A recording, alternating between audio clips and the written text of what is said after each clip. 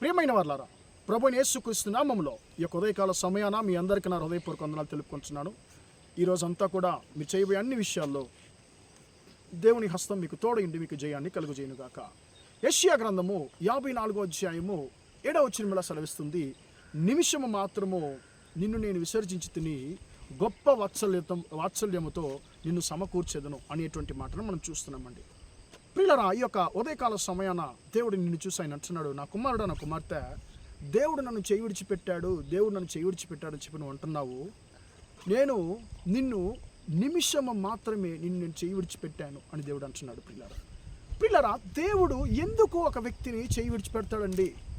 ఎప్పుడైతే మనం జీవితంలో దేవుడు అసహించుకునేటువంటి కార్యాలు, ప్రియులారా, ఆయనకు దుఃఖాన్ని కలిగించేటువంటి క్రియలు ఎప్పుడైతే మన జీవితంలో కనిపిస్తాయో అప్పుడు ఆయన నిన్ను నన్ను ఆయన విసర్జించడము జరుగుతుంది. ప్రియులారా, ఆయన మనకు దూరం అవడం జరుగుతుంది. ప్రియులారా, కానీ ఆ యొక్క విసర్జించడము ఎంతసేపు, ఎన్ని రోజులు అని చూస్తే పరిశుద్ధ గ్రంథం సెలవిస్తుంది, నిమిషము మాత్రమే అని చెప్పి దేవుని యొక్క వాక్యము సెలవిస్తుంది. ప్రియులారా, తెలుగు బైబిల్లో నిమిషము అనేటువంటి మాట రాయబడి ఉందండి, కానీ తమిళ బైబిల్లో క్షణము అని రాయబడి ఉందండి. క్షణము అంటే కనురెప్ప అని చెప్పి అంటాం కదా, కనురెప్ప పాటున అనేటువంటి మాట తమిళ బైబిల్లో రాయబడి ఉంది.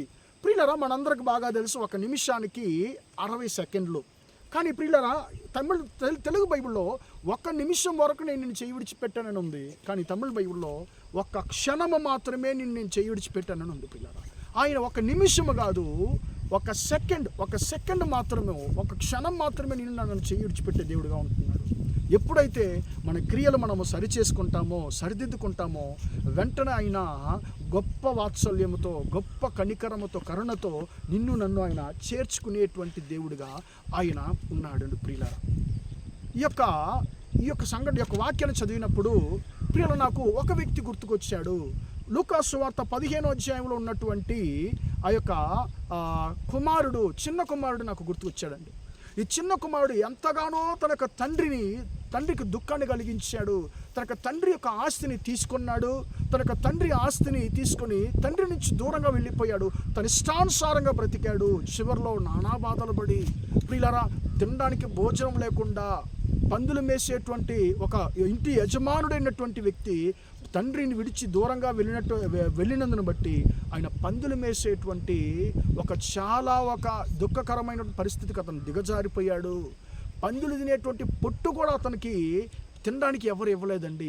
అప్పుడు ఆయన నిర్ణయం తీసుకుంటున్నాడు, నా కష్టాలకి, నా బాధలకు, నా యొక్క కఠినమైన పరిస్థితులకు, నా జీవితం ఇంత దిగజారిపోవడానికి కారణము నా యొక్క క్రియలు నా తండ్రిని దుఃఖపరచే విధానంలో ఉన్నాయి. కాబట్టి తండ్రి నన్ను చేయి విడిచిపెట్టేటువంటి పరిస్థితి నేనే కలిగించుకున్నాను. కాబట్టి నా తప్పును, పొరపాటును నేనే సరిదిద్దుకుంటాను. నేను లేచి మళ్ళీ నా తండ్రి యొద్దకు నేను వెళతాను. తండ్రి, నీ కుమారుడు అనేటువంటి అర్హత నేను కోల్పోయానయ్యా, అయినా కూడా నీ యొక్క ఇంటిలో ఒక దాసుడిగా, పని మనిషిగా నన్ను ఉంచుకొని చెప్పి నా తండ్రి దగ్గర నేను కోరుకుంటానని చెప్పి వెళ్ళాడు. తండ్రి దగ్గర అలానే కోరుకున్నాడు, తండ్రి, నీ కుమారుడు అనేటువంటి అర్హత నేను కోల్పోయాను, నీ యొక్క పని మనుషులను ఒక్కడగా నేను ఉండిపోతానని చెప్పి తండ్రి దగ్గర ఈయన మనవి చేస్తున్నాడు. కానీ ఇతడు పని మనిషిగా కాదు, తన కుమారుడిగానే తండ్రి మళ్ళీ కూడా ఆయన చేర్చుకుంటున్నాడు. ఇదే దేవుని యొక్క గొప్ప వాత్సల్యం అనేది. ప్రియమైన దేవుని బిడ్డ, నీ జీవితంలో దేవునికి ఇష్టం లేనటువంటి, దేవునికి దుఃఖం కలిగించేటువంటి, దేవుని దుఃఖపరిచేటువంటి క్రియలకు గతంలో నువ్వు స్థలం ఇచ్చి దేవుని దుఃఖపరుచున్నావేమో ఒకసారి నీ జీవితాన్ని చూసుకో, సరిచేసుకో, పరీక్షించుకో. ఆయన నిన్ను చేయి విడిచిపెట్టడానికి కారణం ఆయన కాదు, నీవే, మనమే మనం చేయి విడిచిపెట్టేటువంటి పరిస్థితిని దేవుడు కలుగజేస్తున్నామండి. అయినా కూడా ఆయన అంటున్నాడు, గొప్ప వాత్సల్యంతో నిన్ను సమకూర్చెదను, నేను ఆశీర్వదిస్తానని చెప్పి దేవుడు అంటున్నాడు. కాబట్టి అయ్యా, నన్ను నీ చేతికి అప్పగిస్తున్నానయ్యా, నీ గొప్ప వాత్సల్యముతో నన్ను సమకూర్చయ్యా అని చెప్పి దేవునికి మనం మొరపెడదామా? ఆయన ఎప్పుడు కూడా చేయి విడిచిపెట్టేటువంటి దేవుడు కాదు. నేను క్షణం మాత్రమే చేయి విడిచిపెట్టాను, నిన్ను మళ్ళీ నేను గొప్ప వాత్సల్యంతో నా యొద్ద నేను చేర్చుకుంటాను, సమకూరుస్తానని చెప్పి దేవుడు అంటున్నాడు. ప్రార్థన చేద్దామా?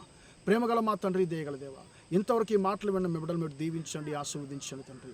తండ్రి, నిమిషం మాత్రం నేను చేయి విడిచిపెట్టాను, అయినను గొప్ప వాత్సల్యంతో నిన్ను సమకూర్చదనని మాట ప్రకారం తండ్రి, మీ బిడ్డలు తండ్రి నీకు దూరమై ఉన్నట్లయితే తండ్రి, యేసయ్యా, నువ్వు చేయి విడిచిపెట్టే పరిస్థితి మీ బిడ్డలు తండ్రి వారికి వారే కలిగించుకున్నందువలన ఎన్నో బాధలకు తండ్రి గురి అయిన మీ బిడ్డలు ఒకసారి జ్ఞాపకం చేసుకోయ్యా తండ్రి. మళ్ళీ కూడా తండ్రి వారిని మీ యొక్క గొప్ప వాత్సల్యంతో వారిని దీవించి ఆశీర్వదించమని, ఈరోజంతా మీ బిడ్డలు చేసే అన్ని విషయాల్లో మీ హస్తం తోడుండి వారిని దీవించమని యేసు నామములో ప్రార్థిస్తున్నాను తండ్రి.